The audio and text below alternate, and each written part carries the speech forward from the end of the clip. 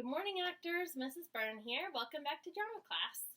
In drama, we have three tools. We use our body, we use our voice, and we use our imagination to tell a story. Let's do a quick warm-up before we get started. Take a nice breath in and exhale. 5, 4, 3, 2, 1. Big breath in and exhale. 5, 4, 3, 2, 1, and circle your arms out, and circle your arms in, and gently roll your head around to one side, and the other side. Keep breathing. And just gently take one hand and stretch out your neck so you're gently pulling down on the other arm. And release it up. Stretch out the other side. Release it up and lace your fingers. Put them behind your back. And don't push your neck forward. Just let the weight of your head fall forward to stretch the back of your neck. And relax it up. Good. Roll out your wrists and stretch out those typing fingers. Good. One more deep breath in and exhale. All right, we're ready to go. This week we're going to be focusing on storytelling, and actually this unit is going to take us a couple weeks as we go through all the details of storytelling. So we're going to start off by talking about what is an oral history. Have you heard that phrase before?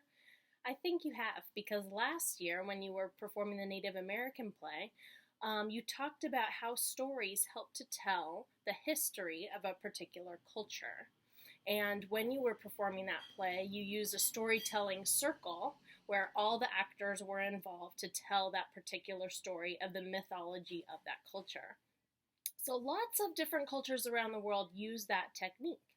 And I'm going to insert an article into the Seesaw activity so that you can learn a little bit more about that. Also this week in English, you are reading a story called Me and Uncle Romy, which is about a character who goes to visit their uncle, and the uncle has a very unique way of telling stories or things that have happened in his history. And it's not with words, like oral history, it's with collage. So that's another way of doing it. You've also been telling stories in pantomime. So when you are thinking about telling your story this week, I want you to know that you can use any of those mediums. After you read the article, I would like you to think about a story that has been passed down in your family. Something that maybe it's gone through generations to help tell the history of your family, or maybe it's relatively new. I'll tell you one of my favorite stories from my family. So my grandpa, Joe, he passed away before I was born, so I always wanted to hear stories about what his life was like because he was an artist, and that was so awesome to me. So my dad would tell me all these stories about how Grandpa Joe would draw on anything he could. If he was sitting at a restaurant, he would doodle all over the napkin. If he was sitting at school, he would doodle all over his work. And when he was old enough to get married and have his own house, he even painted on the walls. And there was one wall that was big enough, it took up the whole living room, one side, and he painted all over it these beautiful scenes and trees and characters. And every year Christmas time, my grandma would paint over it in white so that he would have a fresh canvas to work on. Well, that's the story as my dad tells it. But then when I asked my grandma about it, and I wondered why she was so nice to do that for my grandpa every year, her version was a little bit different. She said that she couldn't stand how he would paint on everything, and so her Christmas gift to herself was to have one day with a plain white wall. Isn't that a funny story?